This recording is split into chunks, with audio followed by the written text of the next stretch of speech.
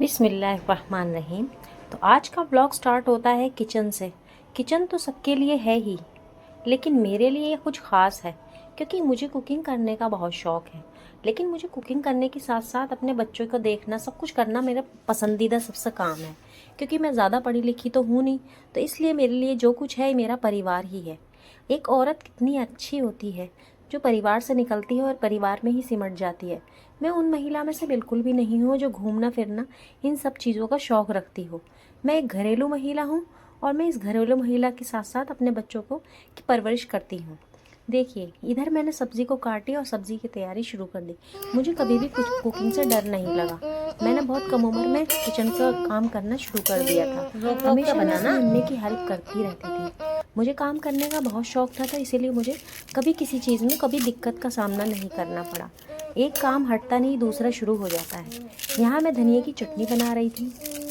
बच्चे चाह रहे थे कि मम्मा तुम वाली चटनी बनाए जिसमें वो ग्रीन ग्रीन होती है। उनको बताने का एक्सपीरियंस कुछ अलग ही होता है। तो यहाँ मैं जैसे नमाज़ पढ़ी तो वो नमाज के पास ही लाके उन्होंने रख दिया सामान। क्योंकि धूप हो रही थी तो मेरा दिल नहीं चाह रहा था कि मैं अंदर जाके बैठूँ, तो मैंने ये सब काम बाहर ही स्टार्ट कर दिया। धनिया के साथ मैंने कुछ मसाले ऐड करे, नमक मिर्च धनिया, और साथ में ये खटाई डाल दी। इससे थोड़ा फ्लेवर और भी टेस्टी हो जाता है। अगर आपके घर में मौजूद नहीं है तो आप नींबू भी ऐड कर सकते हैं। नींबू से भी अच्छा कलर आ जाता है और धनिया की चटनी काली नहीं पड़ती है। देखिए, मैंने इसके साथ इसका जार का ढक्कन लगा दिया और ढक्कन लगाने के बाद इसको मैंने पीस लिया। हमारा औरतों का काम यही होता है कि अपने परिवार को अच्छे से अच्छा सुख देना, और यही काम मर्दों का होता है, अपने परिवार के लिए अच्छे से अच्छा कमा के लाना। एक औरत घर चलाती है और एक आदमी अपनी ज़िंदगी में बच्चों के लिए इधर से उधर कमाता है। तो किसी के लिए ये आसान होता है और किसी के लिए बहुत मुश्किल हो जाता है। एक नॉर्मल परिवार वालों के लिए तो ये काम बड़े मुश्किल हो जाते हैं, लेकिन एक हाई प्रोफाइल औरत जो होती है, जो काफ़ी अच्छे घर से ताल्लुक़ रखती हो, या उसका घर बार अच्छा हो, या फिर सरकारी नौकरी हो, तो उसके लिए ये सब काम आसान होते हैं। लेकिन हम नॉर्मल इंसान के लिए, मिडिल क्लास से भी ज़्यादा लो फैमिली के लिए कुछ काम बड़े मुश्किल हो जाते हैं। लेकिन मैं हिम्मत नहीं हारती, क्योंकि मुझे आगे बढ़ने का शौक़ है और मैं करके देख रही हूँ। अगर आप मुझे सपोर्ट करेंगे तो ये मेरे लिए और भी आसान हो जाएगा। अगर आप मुझे सपोर्ट करेंगे तो मेरे लिए और भी आसान हो जाएगा, और आपके लिए मेरे लिए मेरी तरफ से दुआएं ही निकलेंगी। क्योंकि अगर आपने मुझे सपोर्ट नहीं करा तो मैं आगे नहीं निकल पाऊँगी। इसमें मुझे ये बात कहनी बहुत ज़रूरी है कि एक आपके सपोर्ट से एक इंसान अगर आगे बढ़ता है तो इसका क्रेडिट आपके लिए ही जाएगा। इसमें करना कुछ नहीं है, बस हमारे चैनल पर आकर हमसे जुड़े और हमें हमारी वीडियो को शेयर करें और ज़्यादा से ज़्यादा हमें सपोर्ट करें। अगर हमारी वीडियो अच्छी लगती है तो ज़रूर लाइक करके जाएं प्लीज़। इधर मैंने अपना काम शुरू कर दिया है, क्योंकि शाम का टाइम शुरू है। मेरा घर खुले में है, तो इसलिए मुझे सर्दी की वजह से थोड़ा जल्दी खाना बनाना पड़ता है, क्योंकि हवाओं का ज़ोर इतना ज़ोर से होता है कि रात को बाहर ठहरना बहुत मुश्किल हो जाता है। ओपन एरिया में मेरी किचन है, जिसकी वजह से बहुत तेज़ हवा आती है। तो मैंने भी इधर एक चूल्हे पर मैंने सब्ज़ी बनाने की तैयारी शुरू कर दी, और हल्दी ख़त्म हो चुकी थी तो मैंने डब्बा ही झाड़ दिया। कोई बात नहीं, हल्दी कल को मंगा लेंगे। फिर मैंने नमक मिर्च डाले और कुछ मसाले ऐड करे। आज मैं सब्ज़ी बना रही थी आलू मटर और गाजर टमाटर की। तो ये सब मैंने मसाले तैयार करने के बाद, भुनाई करने के बाद, फिर मैंने अपनी सब्ज़ी को जो काटी थी वो इसमें मैंने डाल दी, और कुछ देर मसाला भुनने भी दिया, क्योंकि जब तक मसाला अच्छे से नहीं भुनेगा तो सब्ज़ी में जायका नहीं आएगा। और मेरे बच्चे इधर मुझे बहुत परेशान कर रहे थे, कह रहे थे कि आज मम्मा आपका रोज़ा है तो कुछ तैयारी शुरू कर दो। तो मैंने आलू तो काट ही लिए थे पहले, तो मैंने उसके साथ साथ चटनी भी बना ली थी।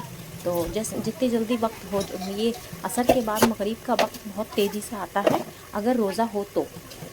इतने में देखो मेरा मसाला भी अच्छे से भून चुका था, तो मैंने इसके ऊपर ये सब्ज़ी को ऐड कर दिया। कुकर में सब्ज़ी इसलिए बनाई थी क्योंकि कुकर में सब्ज़ी बनाने से जल्दी बन जाती है, और अगर टाइम कम हो तो मैं कुकर में ही बनाना पसंद करती हूँ।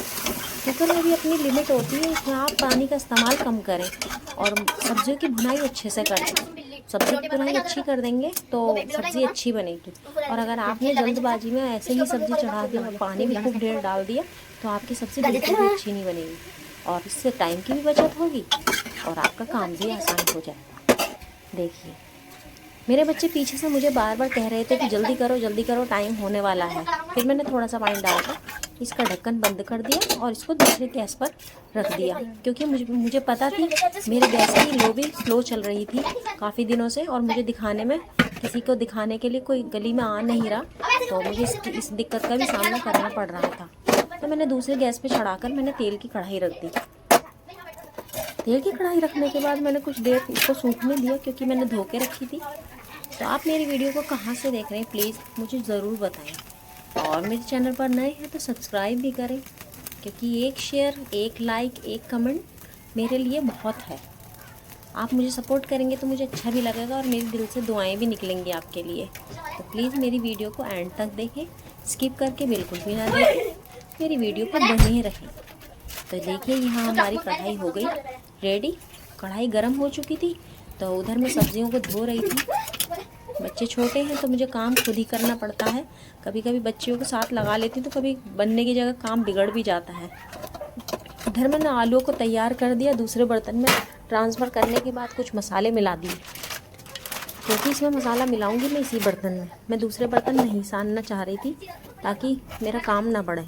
फिर मैंने नमक, मिर्च और थोड़ी सी अजवाइन मिलाकर इसमें करना शुरू किया। इतने मेरी बेटी आ गई पीछे से कि पापड़ तल दो। मैंने कहा चलो ठीक है। कि नहीं पहले मेरे लिए एक पापड़ बना दो। वही बच्चों वाली बात, बच्चे अपनी मनमानी करते हैं। कहने लगी ये कौन बना के कर दो। मैंने कहा चलो ठीक है।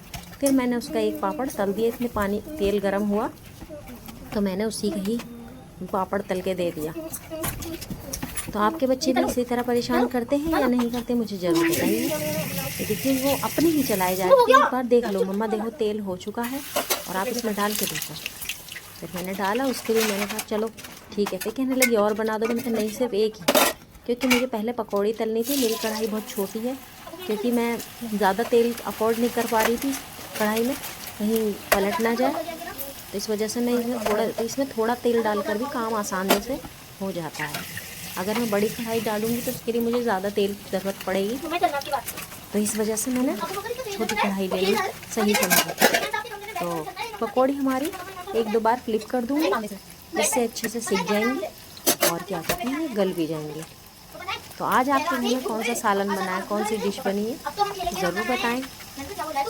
ये पपीता भी फिर मैंने सोचा कि इतने बनती है तो मैं पपीता काट लेती हूँ। पपीता ऊपर से तो बहुत अच्छा दिखाई दे रहा था, लेकिन अंदर से अपनी साइड के छिलकों के पास से ये मुझे काफ़ी अच्छा दिखाई दे रहा था। तो सोचा कि इसको रख देती हूँ। फिर मैंने कहा नहीं, का अब जो है उसको तो करना पड़ेगा। फिर मैंने उसको काट लिया अच्छे से। इतने हमारी पकौड़ी भी रेडी हो रही थी। तो इनको काटने के बाद मेरी एक प्लेट तो रेडी हो ही चुकी थी फ्रूट्स की। तो मैंने ये जल्दी से कटिंग करके बच्चों के हाथ अंदर कमरे में भिजवा दिया। तो कुछ लोग कहते हैं कि अपना दस्तरखान छुपा के रखना चाहिए। तो मैं तो ये कहूँगी कि बहुत से लोग तो भर भर के दिखाते हैं कि ये है, लेकिन मेरा एक कहना है कि दस्तरखान कोई भी हो, नीयत साफ़ होनी चाहिए इंसान की। देखने वाला भी ज़रा खुश होकर देखे, चाहे गरीब का दस्तरखान हो चाहे अमीर का दस्तरखान हो। किसी की दस्तरखान को देख के दिल में जेलस ना करे। जिसको अल्लाह ने दिया उसके लिए वो काफ़ी है और बेहतर है। तो मैं तो किसी का देखकर नहीं दिल अपना छोटा करती, इसलिए किसी की भी चीज़ों को देख के अपना दिल छोटा ना करें। अल्लाह ताला कभी ना कभी किसी के दिलों में, किसी के ज़िंदगी में आसानी भी कर देता है। हमेशा एक जैसे दिन नहीं रहते हैं, हमेशा बदलाव आता है। और बदलाव के साथ ही ये आपके साथ, आपकी दुआओं के साथ बदलाव होना ज़रूरी होता है, और ये होकर रहता है हमेशा। कभी एक जैसा, कभी मौसम जब एक जैसे नहीं होते तो ज़िंदगी भी एक जैसी नहीं रहती। इधर मेरे आलू की पकौड़ी तैयार हो गई तो मैंने फिर दोबारा डाल दी थी। दोबारा डालने के बाद फिर ये भी मैंने अच्छे से फ्राई कर ली थी। तो इस तरह से मेरा आज का दिन अच्छा रहा, अल्लाह के शुक्र से। अल्हम्दुलिल्लाह बहुत अल्लाह का ढेरों ढेर शुक्र करा कि जिसने मुझे इतना सब कुछ दिया। तो उधर मेरे कुकर पे सीटी भी आने को तैयार थी, और फटाफट 2-3 सीटी आने के बाद मैंने सब्ज़ी भी बंद कर दी थी और सब्ज़ी भी रेडी हो गई थी, और दूसरी तरफ मेरी ये पकौड़ियाँ भी बनकर तैयार हो गई थी। तो आप मेरी वीडियो को कहाँ से देख रहे हैं प्लीज़ एक बात ज़रूर बताएं। मेरे चैनल को सब्सक्राइब भी करें। और मेरी वीडियो को एंड तक देखें। ये मैं बार बार आपसे कहती हूँ, इसलिए क्योंकि मुझे सपोर्ट की बहुत ज़रूरत है। आपके एक सपोर्ट से, आपके एक लाइक से, आपके एक शेयर से आपका कुछ नहीं जाएगा, लेकिन मेरी दिल से निकली हुई दुआ ज़रूर आपको लगेंगी। तो देखिए, ये मैंने एक बार फिर फ्लिप कर दी, उसके बाद ये अच्छे से गल गई। और मेरे बच्चों को इसी टाइप की पकौड़ी ज़्यादा पसंद है। वैसे डीप फ्राई जो करते हैं, आलू को गोल काट कर उसको डीप फ्राई कर करके बना दो, तो मेरे बच्चे खाली बेसन उतार के खा लेते हैं और आलूओं को छोड़ देते हैं। इस तरह की पकौड़ी खाना पसंद ही नहीं करते हैं। कहते हैं कि आप चिप्स वाली इस टाइप की काट कर पतले पतले और बेसन कम लगाया करो। उनको बेसन बहुत कम क्वांटिटी में लगा हुआ चिपका हुआ पसंद है, जिससे वो कुरकुरी बनती है। वो कहते हैं ये पराठे जैसी लगती है, हमें अच्छी नहीं लगती। तो मैं भी ऐसा ही खाना पसंद करती हूँ जैसे मेरे बच्चे और मेरे शौहर खाना पसंद करेंगे। उसके बाद मैंने ये 2-3 पापड़ थे, उनको भी मैंने अच्छे से फ्राई कर लिया। फ्राई करने के बाद ये थोड़े टेढ़े हो गए थे। जितनी देर तेल में होते हैं उतनी देर सॉफ्ट लगते हैं, और बाहर आने के बाद एकदम ये कुरकुरे हो जाते हैं। इनको ज़्यादा सेक दो तो ये कड़वे लगने लगते हैं, इसीलिए इनको एक बार डाल के फ्लिप करके फटाफट से जल्दी निकाल लेना चाहिए।